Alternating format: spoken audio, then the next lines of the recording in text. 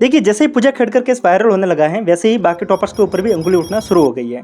पहली मर्तबा में आपने अभिषेक सिंह आईएएस, जिनको आप जानते होंगे, ये व्यक्ति अपने आप को बताते हैं कि इन्होंने यूपीएससी को इसके लिए क्वालिफाई किया था क्योंकि इनकी गर्लफ्रेंड ने इनका दिल तोड़ा था। यहाँ पे एक सवाल ये भी बनता है, क्योंकि इनके पिताजी खुद एक आईपीएस ऑफिसर है, तो यहाँ पे कितना चांस है कि इन्होंने यूपीएससी की तैयारी इसके लिए शुरू की होगी कि इनकी गर्लफ्रेंड ने इनका दिल तोड़ा है। खैर, ये एक इनका निजी मत होगा। इसके बाद में ये जानकारी इन्होंने, वैसे इनका एक गाना हिट हुआ, उसके बाद में ये स्टोरी इन्होंने मीडिया में बताई थी। इसके बाद में इन्होंने बहुत सारी बॉलीवुड के अंदर गानों के अंदर काम किया, बहुत सारे शॉर्ट मूवी के अंदर काम किया, वेब सीरीज़ के अंदर भी काम किया। फिर ये कहीं ना कहीं कुछ ना कुछ काम से हमेशा सुर्खियों में बने रहते हैं। कई बार ये यूपीएससी के एक आईएएस ऑफिसर होते हुए अपने काम को छोड़ देते, फिर वापस यूपी गवर्नमेंट को नोटिस लिखते हैं कि मुझे वापस से सर्विस के अंदर ले लीजिए। खैर, ये एक पॉलिटिकल इश्यू है, इसके अंदर अपन जाएंगे नहीं। अपन बात करते हैं यूपीएससी के इस स्कैंडल के बारे में, इस यूपीएससी के स्कैम के बारे में। बात यह है कि जैसे ही पूजा खेड़कर का केस सामने आता है, मैंने आपको पूजा खेड़कर केस के बारे में पहले एक वीडियो में बताया था कि किस हिसाब से इन्होंने फेक सर्टिफिकेट के माध्यम से और फेक सर्टिफिकेट के माध्यम से यूपीएससी के अंदर सीट तो बनाई, और इसके बाद में भी इन्होंने अपने पावर का मिसयूज़ किया।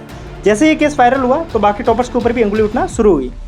अभिषेक सिंह आईएएस के बारे में बताया जा रहा है कि इन्होंने अपने आप को डिसेबल कैंडिडेट के रूप में बताया था और लोकोमोटर डिसेबिलिटी के तहत, इस सर्टिफिकेट के तहत इन्होंने यूपीएससी को क्वालिफाई किया था। जैसे जैसे ये खबर और बाहर आने लगी, और भी टॉपर्स के बारे में खबरें बाहर आने लगी, आपको मैंने भी रिसेंटली एक वीडियो बना के दिया था जिसके अंदर मैंने आपको आईएएस रवि कुमार सियाग के बारे में जानकारी दी थी।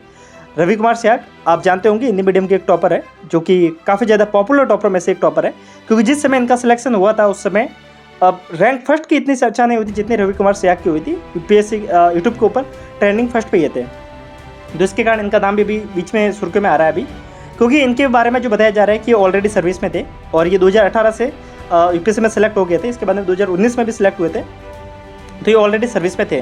ग्रुप ए की सर्विस में होते हुए भी इन्होंने ईडब्ल्यूएस सर्टिफिकेट का फायदा उठाया था। इसके साथ में मैं आपको कुछ एक और टॉपर्स के बारे में जानकारी बता देता हूँ। अगर आप अभी ट्विटर खोल के देखते हैं तो आपको मल्टीपल टॉपर्स के बारे में जानकारी देखने को मिल जाती है, जैसे कि आनंद सिंह, इनके बारे में ये भी लास्ट 2021 के अंदर ये भी सिलेक्ट हुए थे। जिस समय रवि कुमार सियाग जब यूपीएससी में सिलेक्ट हुए थे उस समय इनका नाम भी पीडीएफ में था।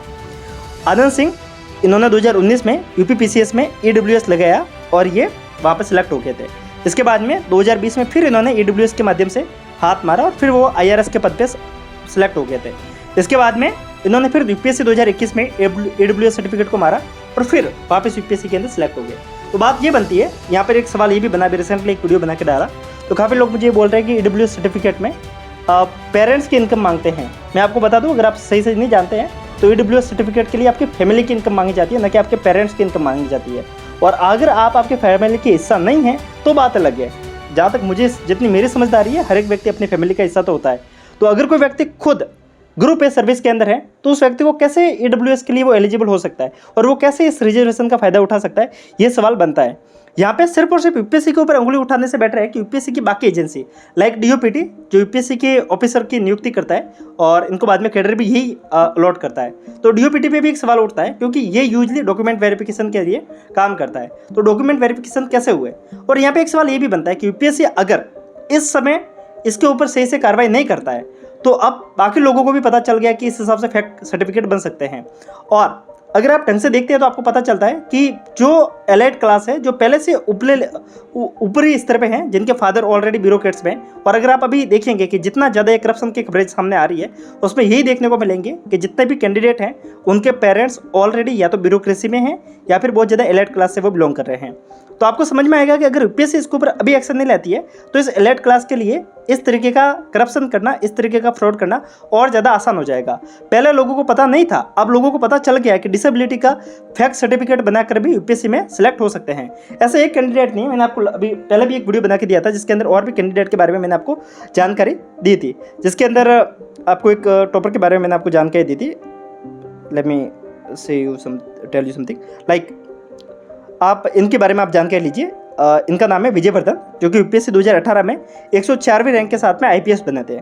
फिर इन्होंने ईडब्ल्यूएस का सर्टिफिकेट बनाया और यूपीएससी के अंदर इन्होंने वापस से 288वीं रैंक लाई, 288 रैंक लाई और ये आईएएस बन गए, और ये इन्होंने 2020 के अंदर किया। तो आप ये देखिए कि किस हिसाब से यूपीएससी के अंदर ईडब्ल्यूएस सर्टिफिकेट का यूज़ किया जा रहा है। इसके साथ में भी बहुत सारे ऐसे लोग हैं जिन्होंने ईडब्ल्यूएस सर्टिफिकेट का भारी मात्रा में मिसयूज़ किया और भारी मात्रा में इसका मिसयूज़ करते हुए यूपीएससी के इस पद की गरिमा को बेहाल किया। यहाँ पे बात ये नहीं होती है कि एक दो व्यक्ति की बात है, बात ये यूपीएससी की क्रेडिबिलिटी के ऊपर।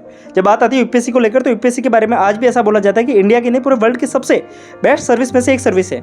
और जब यहाँ पे देखा जाता है कि लोग फर्जी तरीके से ईडब्ल्यूएस के सर्टिफिकेट बना रहे हैं, फर्जी तरीके से पीडब्ल्यूडी के सर्टिफिकेट बना रहे हैं, फर्जी तरीके से अपने आप को हैंडीकैप बता रहे हैं, तो यहाँ पे कहीं ना कहीं सवाल उठता है कि किस हिसाब से यूपीएससी अपनी क्रेडिबिलिटी को साबित करेगा। अब सवाल उठता है कि यूपीएससी इनके ऊपर एक्शन लेगा या नहीं लेगा। इसके साथ में एक वीडियो अपन बनाएंगे यूपीएससी के टीचर्स के ऊपर, लाइक जो अपने आप को यूपीएससी के मसीहा बोलकर यूपीएससी के बच्चों को पढ़ाते हैं, जो अपने आप को एज ऐसा ट्रीट करते हैं, और खैर ये करते या ना करते, पर बच्चे इनको एज गुरु की तरह ना मान के भगवान की तरह मानते हैं। ये लोग अभी कंप्लीटली चुप है। मैं किसी एक टीचर का नाम नहीं ले रहा हूँ, मैं मल्टीपल टीचर्स के बारे में बात कर रहा हूँ जो यूपीएससी के अंदर बहुत ज़्यादा पॉपुलर है, जिनको अभी आवाज़ उठानी चाहिए वो भी आवाज़ नहीं उठा रहे। कारण ये है कि इनको बच्चों ने इतना सिर पर बिठा दिया है कि अब जब बच्चों को इनकी ज़रूरत है तो ये इसके बारे में बात नहीं करेंगे। काफ़ी लोग मुझे बोलेंगे कि आप बेफालतू में वीडियो इसके लिए बना रहे हो कि आपको व्यू की नीड है। मैं आपको बताना चाहूँगा, मैं व्यू के लिए वीडियो नहीं बना रहा हूँ, मैं आपको ऐसे ऐसे कैंडिडेट से मिलवाना चाहूँगा जो ऑलरेडी इस सर्विस के लिए लायक हैं, बट उनको इसके अंदर जगह नहीं मिल पा रही है। मैं आपको एक कैंडिडेट के बारे में जानकारी बता दूँ जिनका नाम है कार्तिक कंसल, जिन्होंने जो पिछले 14 साल से हैंडीकैप है। इन्होंने 5 अटैम्प्ट दिए, 5 अटैम्प्ट में 5 इंटरव्यू दिए, 4 बार फाइनल सिलेक्शन भी लिया, यूपीएससी 2021, यूपीएससी 2019, यूपीएससी 2022, यूपीएससी 2023। 4 साल सिलेक्शन लेने के बाद में भी अभी तक इनको सर्विस अलॉट हुई नहीं है। जब ऐसे कैंडिडेट सामने आते हैं ना, तब लगता है कि यूपीएससी के अंदर जो ये फर्जी लोग हैं ये इनका हक मांग रहे हैं। और जब फर्जी लोग किसी काबिल व्यक्ति का हक लेके चला जाता है तो हर एक व्यक्ति को आवाज़ उठानी चाहिए। ये मैंने सीखा है इस जर्नी के द्वारा। अगर आपको लगता है कि इसके ऊपर आवाज़ उठानी चाहिए तो सभी लोग एक साथ में आवाज़ उठाइए, क्योंकि यूपीएससी के साथ में बड़ा इश्यू ये है कि जब नीट के एग्जाम के अंदर धांधली होती है तो सभी लोग मिलकर आवाज़ उठाते हैं। जब आपको नेट के एग्जाम में, इवन एक पुलिस के एग्जाम में, कांस्टेबल के एग्जाम में भी अगर धांधली हो जाती है तो सभी लोग सड़कों पर उतर आते हैं। पर जब यूपीएससी के एग्जाम में धांधली होती है तो कोई भी व्यक्ति बोलता नहीं है। मैं यहाँ पे ये नहीं बोलूँगा कि एग्जाम में कोई धांधली हुई है, बट यहाँ पे कहीं ना कहीं किस हिसाब से डॉक्यूमेंट वेरीफाई किया जा रहा है, किस हिसाब से डॉक्यूमेंट को गलत तरीके से यूज़ किया जा रहा है, ये एक सवाल यूपीएससी के ऊपर बनता है। और खासकर ये पूजा खड़कर के केस के बाद में, तो अपनी आवाज़ उठाने का यही सही मौका है, आवाज़ जरूर उठाएगा। मिलते हैं ऐसे वीडियो के साथ में, तब तक के लिए नमस्कार, जय हिंद।